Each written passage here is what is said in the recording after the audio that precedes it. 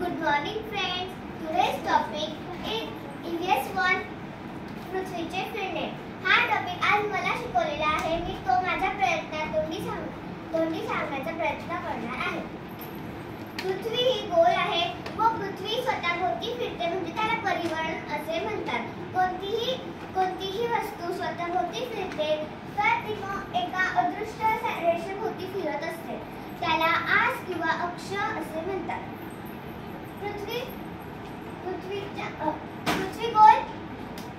गोलाच्या आत अशी एक रेषा आहे म्हणजे ती काल्पनिक रेषा आहे. तिला अक्ष किंवा आस असे म्हणतात. एका टोकाला उत्तर ध्रुव आणि एका टोकाला दक्षिण ध्रुव असे म्हणतात. दक्षिण ध्रुवाला कधी साऊथ पोल व उत्तर ध्रुवाला कधी नॉर्थ पोल असेही म्हणतात.